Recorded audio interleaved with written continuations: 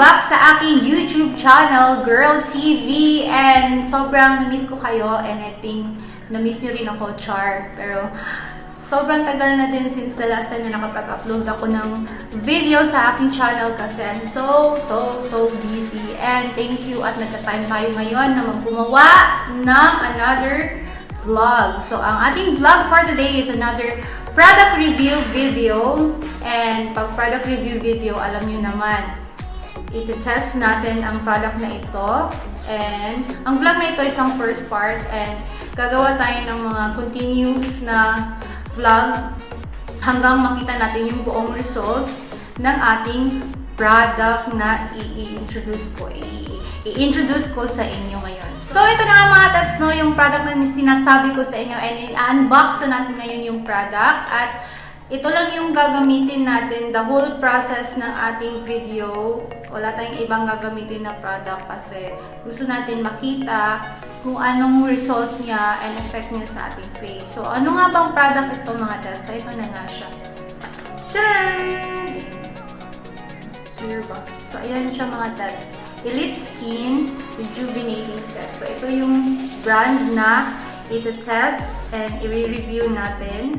Gagamitin ko sa aking face. So, mag-unbox tayo ngayon mga tats. So, first time ko siyang gamitin and first time ko siyang ita-try sa aking face and excited ako kung anong magiging result niya sa akin. And lalo na ngayon hindi talaga ako gumamit ng any kind of product kahit sabon man lang, as in super yun na talaga yung feeling ko sa aking face kasi kahit sabon hindi ako gumamit, toner and everything, kahit anong skincare wala akong ginamit para yung face ko makita ko talaga yung before and after ng result ng product sa aking skin, lalo na sa aking face kasi. So, papakita ko lang mga tats, no, yung condition ng aking skin as of now and yun siya.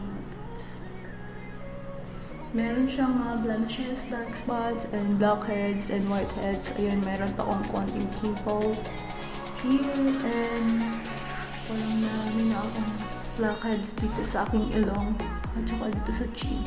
Kasi kahit sabon talaga hindi, wala akong ginamit, at saka toner, kahit anong brand skincare, wala akong ginamit kasi pag nagpa-product review ako, gusto ko makita yung sobrang difference ng before and after using the product. So, ito na nga mga tats, no? Ito yung front packaging niya. So, makikita natin dito yung products na nasa loob ng isang set. So, nakalagay dito, Elite Skin, Your Beauty Secret Rejuvenating Set. So, dito naman sa likod, meron siyang directions for use. So, ang sabi dito, pag morning, ang gagamitin lang natin yung Kojic Soap, Rejuvenating Toner, and Sunblock Cream. Pag evening naman daw, yung gagamitin natin is Kojic Soap, Rejuvenating Toner, and Rejuvenating Cream. So, meron din dito nakalagay na benefits niya mga steps. Tapos, dito sa kabila, yung active ingredients ng product and yung manufacturing date and expiration date ng product. So, sobrang importante yan sa ating mga heads kasi kailangan natin malaman kung yung product is malapit nang ma-expire or baka expire na. So, alam naman natin nakakasama yan sa ating skin kasi imbis na gumanda tayo ay baka tsumaka pa tayo lalo. So, nakalagay din dito mga tats, FDA approved ang Elite Skin Rejuvenating Set. So, ito yung pinaka-importante talaga sa isang product na kailangan FDA approved siya. Kasi pag FDA approved siya, meaning safe na safe siyang gamitin. Dahil FDA approved nga siya. So, ito na mga tats. Bubuksan na natin ang loob ng ating box. And una, meron tayong Elite Skin Rejuvenating Facial Cream. It's 10 grams. 10 grams ang loob ng container, ang laman ng container. So, next naman, meron ng Elite Skin Sunscreen Cream Gel. 10 grams din siya.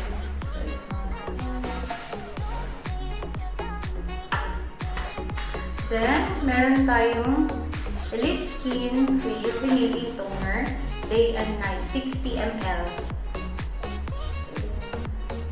Medyo malaki yung toner nila kasi sa pang toner na set na nakita ko. And meron tayong Elite Skin Rejuvenating Kojic Soap. 135 grams. So, yun yung laman ng ating set mga dads. And I'm so excited na gamitin na siya dahil kating-kating na ako sa pumumukha ko kasi almost sobrang 1 month na din wala akong ginamit sa face ko. And I'm so excited kung anong magiging result niya sa aking face. So, first, gagamitin natin ang Elite Skin Rejuvenating Kojic Soap sa ating face. So, maghuhugas muna na ako na aking mga face mga dads. See you later. So mga dads, kakatapos ko lang gamitin ng ating rejuvenating soap. So proof lang na ginamit ko talaga siya. So ito siya mga dads. Ayan, na-open ko na. And ayan, basa-basa pa siya kasi kakagamit ko lang. And ginamit ko siya buo. And actually, pwede natin siya i-slice lang. Siguro mga 4 to 5 slices kasi para tipid dahil yung face area and neck area lang din naman ang pag gagamitan natin ng soap na ito. So, at least, matagal pa natin siya maubos and matitipid natin siya ng bonggang-bongga. So, yung soap pala na ito is whitening and exfoliating soap. So, malaki siya actually, 135 grams. And, while using the soap, it's so refreshing kasi sobrang 1 month na din ako hindi nakapagsabon sa aking mukha. And, sarap ng feeling na nakapagsabon ako ulit and I feel so clean. Charot. So, after use, pinatry ko lang siya using towel. Ganun-ganun lang mga pets. Huwag natin,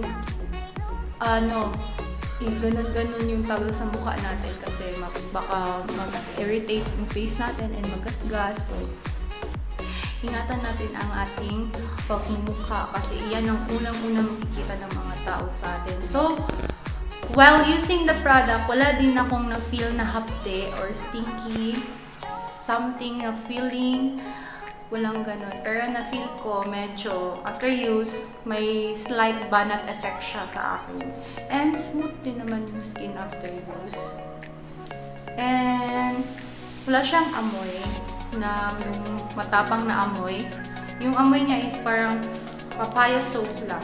Ganun lang siya. Mga dads, tapos na tayo sa paggamit ng ating rejuvenating soap. So, proceed na tayo sa ating next step ay gamitin natin ang Elite Skin Rejuvenating Toner. So, toner mga dads. 60 ml siya. So, medyo malaki siya kaya sa mga ibang rejuvenating toner. And meron siyang parang seal dito para pag open mo, hindi siya diretso mayabo kung sa Bisaya pa, matapon kung sa Tagalog. So, gagamit ako ngayon ng cotton pads at ilalagay natin ng toner dito sa ating cotton pads.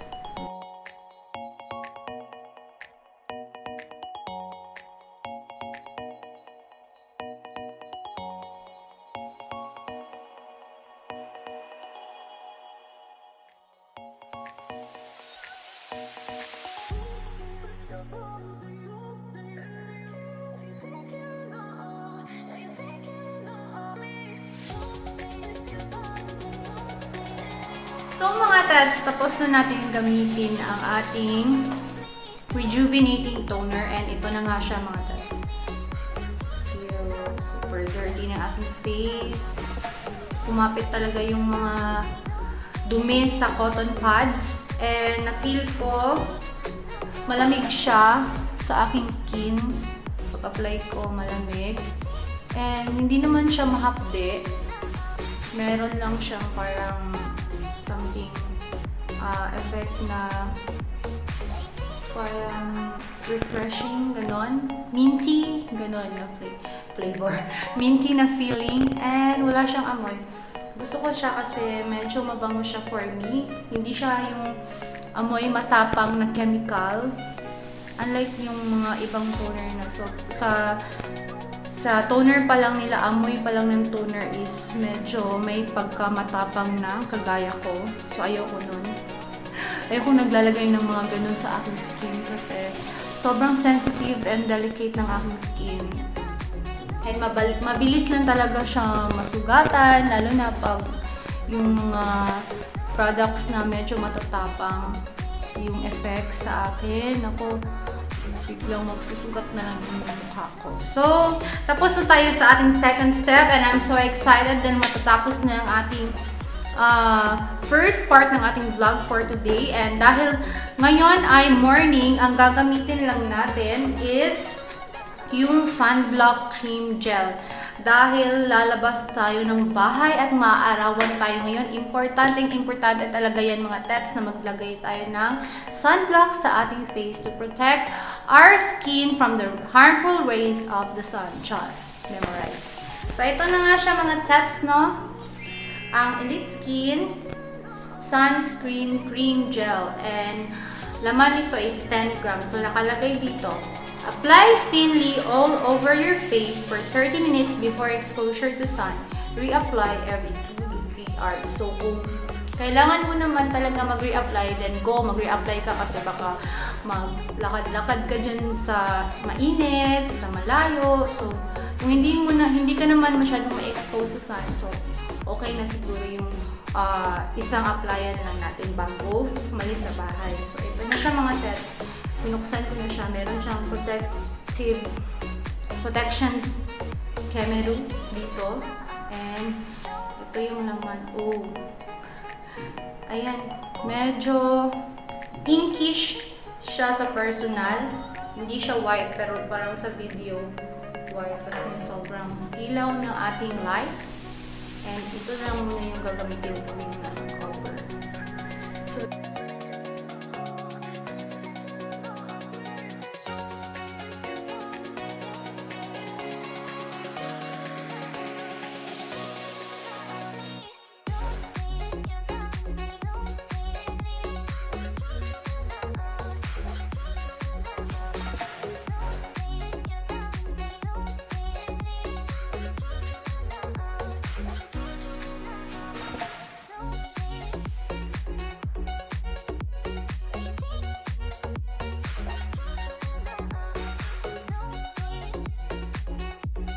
So, tapos na natin gamitin ang ating rejuvenating set for today dahil evening ngayon. Hanggang 3 steps lang tayo and mamayang gabi gagamitin na naman natin yung soap, toner, and yung rejuvenating cream sa ating face. Kasi iba yung gagamitin pag morning, iba naman yung gagamitin pag evening. So ito na mga tets.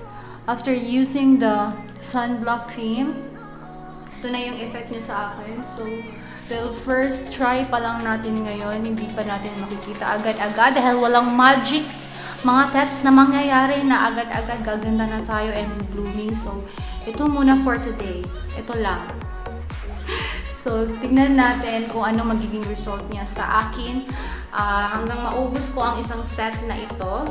And I'm so excited na i-share ko din sa inyo ang magiging reaction ng aking face, ng aking skin, ng condition ng aking skin, kung magiging maganda ba or may something effect, ibang effect ba na mangyayari. And hopefully,